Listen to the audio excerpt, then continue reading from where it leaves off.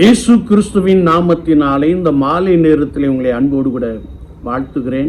வேதத்தின் வெளிச்சம் என்ற நிகழ்விலே அழைப்பை குறித்து நாம் தியானித்துக் கொண்டே இருக்கிறோம். இன்றைக்கும்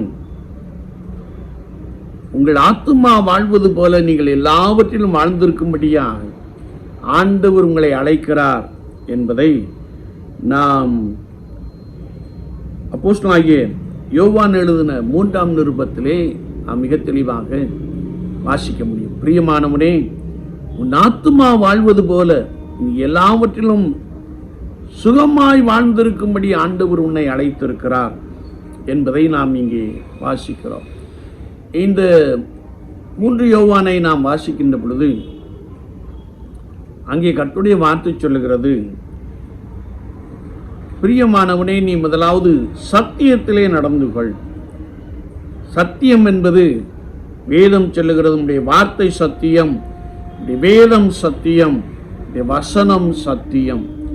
அப்ப இந்த சத்திய வசனத்தின்படி நாம் நம்முடைய வாழ்க்கையை அமைத்துக் கொள்ளுகின்ற பொழுது ஆண்டவன் ஆரோக்கியத்துடனும் சுகபலத்துடனும் வாழக்கூடிய சத்துவத்தை ஆவியானவர் நமக்கு கொடுக்கிறார். நாம் வேதத்தை வாசிக்கிறவர்களாக மாத்திரமல்ல, அதன்படி செய்கிறவர்களாக இருக்க வேண்டும், அதன்படி நடக்கிறவர்களாக இருக்க வேண்டும் என்பதை குறித்து வேத வாக்கியங்கள் மிக தெளிவாக கற்றுக் கொடுக்கிறது.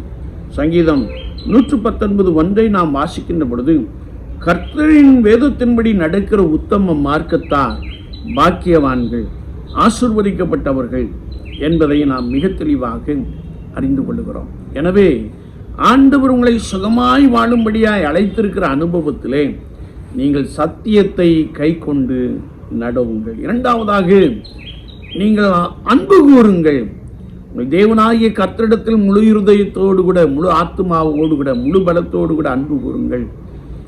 குடும்ப வாழ்க்கையிலே கணவன் மனைவியை ஆழமாய் நேசியுங்கள், பிள்ளைகளை நேசியுங்கள். அது மாத்திரமல்ல, சக விசுவாசிகளை நேசியுங்கள். நம்மோடு கூட வாழ்ந்து கொண்டிருக்கிற யாராயிருந்தாலும் அவர்களை நீங்கள் உள்ளன்போடு கூட ஆழமாய் நேசிக்கிற ஒரு உன்னதமான அனுபவத்தை, அன்பு கூறுகிற ஒரு உன்னதமான அனுபவத்தை பெற்றுக்கொள்ளுகின்ற பொழுது ஆண்டவர் உங்களை சகலவற்றிலும் ஆசீர்வதிக்க போதுமானவராக இருக்கிறார். இயேசு கிறிஸ்து தம்முடைய அன்பை வெளிப்படுத்தும்படியாய் உலக ஜனங்கள் எல்லாரையும் நேசிக்கின்ற அந்த அன்பை வெளிப்படுத்தும்படியாய் தம்மைத்தாமே சிலுவையிலே அடிக்க ஒப்பு கொடுத்து, சிலுவையிலே ரத்தம் சிந்தி, பாடுகள் பட்டு, மரித்து 3ஆம் நாள் உயிரோடு கூட எழுந்திருந்து என்னென்றைக்கும் ஜீவிக்கிறவராக இருக்கிறார். எனவே அவர் உலகத்தின் ஜனங்கள் மீது, உலகத்தில் உள்ள எல்லா ஜனங்கள் மீதும் அன்பு கூர்ந்தார் என்பதை நாம் மிக தெளிவாக அறிந்து கொள்ளுகிறோம். அவர் அன்பு கூர்ந்தபடினால் தம்முடைய ஜீவனையே அவர் கொடுத்தார் என்பதை குறித்து வேத வாக்கியங்கள் மிக தெளிவாக கற்றுக் கொடுக்கிறது. வேதம் சொல்லுகிற, அன்பில்லாதவன் தேவனை அறியான். அன்பு சகலத்தையும் தாங்கும், அன்பு சகலத்தையும் சகிக்கும், அன்பு இருமாப்பாயிராது, அன்புக்கு விட்டு கொடுக்கின்ற தன்மை இருக்கும் என்பதை எல்லாம் நாம் பரிசுத்த வேதாமத்தில் மிக தெளிவாக அறிந்து கொள்கிறோம். எனவே நீங்கள் அன்புள்ளவர்களாய் வாழுங்கள். சமுதாயத்திலே வாழுகின்ற எல்லாரையும், whether he or she may be a Hindu or Musalman or Christian or anyone, எல்லாரையும் நீங்கள் ஆழமாய் நேசியுங்கள், எல்லார் மீதும் ஆழமாய் அன்பு கூறுங்கள். ஆண்டவர் உங்களை ஆசீர்வதிக்கிறார். அது மாத்திரமல்ல, நன்மை செய்யுங்கள். விசுவாச வாழ்க்கையிலே கர்த்தர் உங்களை நன்றாய் ஆசீர்வதித்திருக்கின்ற பொழுது, இயேசு கிறிஸ்து உங்களை நன்றாய் ஆசீர்வதித்திருக்கின்ற பொழுது எல்லாருக்கும் நன்மை செய்யுங்கள். குறிப்பாக ஒன்றுமில்லாதவர்களை நினைத்துக் கொள்ளுங்கள், அவர்களுக்கு பகிர்ந்து கொடுங்கள் என்று வேதம் சொல்லுகிறது. நாம் வாழுகின்ற நம்முடைய தேசத்திலே ஒருவேளை 40% மக்கள் ஒருவேளை உணவோடு கூட வாழுகின்றதை நாம் பார்க்கிறோம்.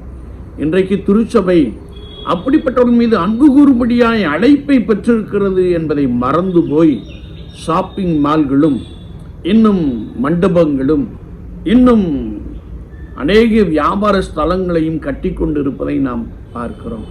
ஆனால் வேதம் என்ன சொல்லுகிறது என்றால், ஆதி திருச்சபையார் ஒன்றுமில்லாதவர்களை நேசித்தார்கள், ஒன்றுமில்லாதவர்களுக்கு தங்களுடையவர்களை பகிர்ந்து கொடுத்தார்கள். அவர்களுக்குள்ளே ஒருவனுக்கும் ஒன்றும் குறைவாய் இருந்ததில்லை. சமநிலை பிரமாணத்தின்படி எல்லாரும் ஒற்றுமையாய் சமநிலைமையிலே வாழ்ந்தார்கள் என்பதை நாம் அறிந்து கொள்ள முடியும். என்றைக்கு ஒரு கர்த்தருடைய விசுவாசி ஒன்றுமில்லாதவர்களுக்கு கொடுக்கிறார்களோ, தாராளமாய் தங்கள் கைகளை திறந்து கொடுக்கிறார்களோ, அவர்கள் செய்கின்ற வியாபாரத்தை, அவர்கள் செய்கின்ற கைகளின் பிரயாசங்களை ஆண்டவர் நன்றாய் ஆசீர்வதிக்கிறார் என்று உபாகமத்தின் புஸ்தகம் 15ஆம் அதிகாரம் கடைசி வசனத்திலே நாம் வாசிக்க முடியும். எனவே கூடுமான மட்டும் எல்லாருக்கும் நன்மை செய்யுங்கள். நன்மை செய்கின்ற பொழுது ஆண்டவர் உங்களை பலமாய் ஆசீர்வதிக்கிறார். ஆண்டவர் தாமே இந்த வார்த்தைகளை கொண்டு உங்களை பலமாய் ஆசீர்வதித்து வழி நடத்துவாராக. ஆமேன், ஆமேன்.